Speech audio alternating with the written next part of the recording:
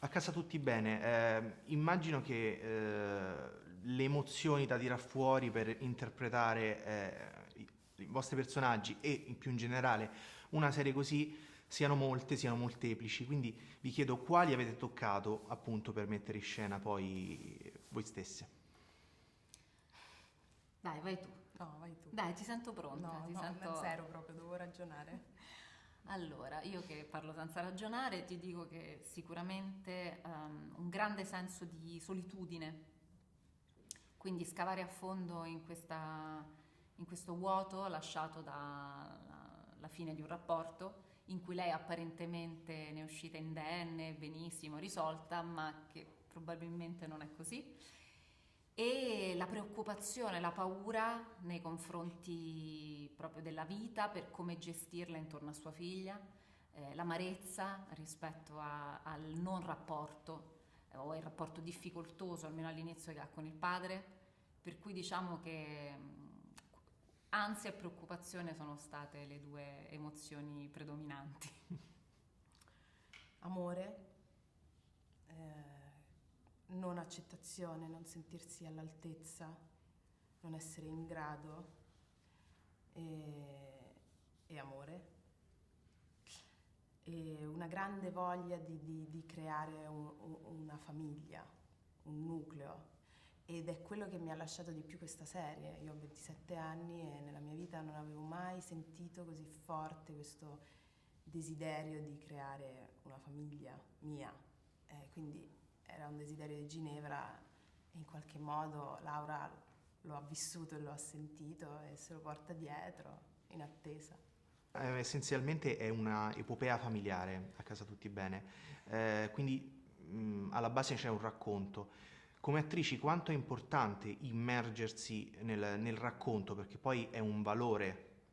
Beh, diciamo sì, che al centro questa famiglia disfunzionale ricca di personaggi e di vicende, ma sicuramente sei trascinato dal racconto stesso, quindi se il racconto c'è funzioni anche tu come attore, se il racconto non c'è non puoi fare molto. In questo caso il racconto c'è, per cui è comunque una serie molto corale, dove tutti i personaggi sono indispensabili al fine narrativo, per cui veniamo trascinati in questa storia. Sì, non so se ho capito la domanda.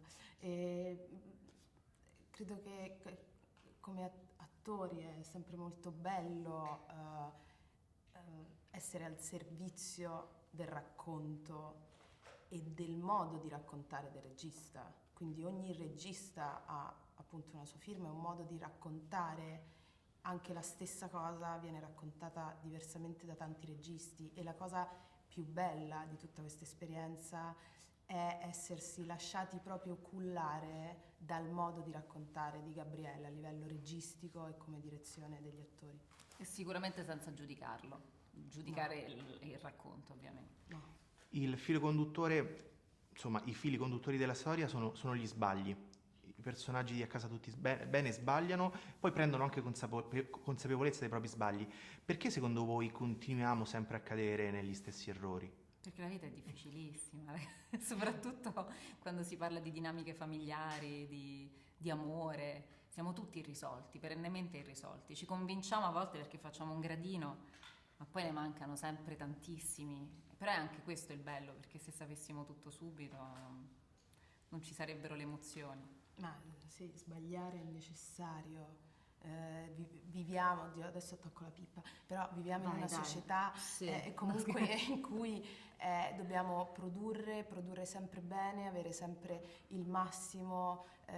Io penso che invece sbagliare sia da sempre. Quando ho sbagliato ho veramente imparato e sono veramente cresciuta, quindi è ovvio, non è una giustificazione per fare sempre le solite cose, perché poi si rimane sempre lì, però comunque a volte si gira intorno, no? A un buco che è lo sbaglio, Sì, a volte si cade, poi a volte si evita, poi si cade, poi a un certo punto riesci a comprendere come, non come evitarlo, ma il buco non c'è più, semplicemente il buco non c'è più, ma non riesci quasi neanche a deciderlo tu, accade e basta, credo.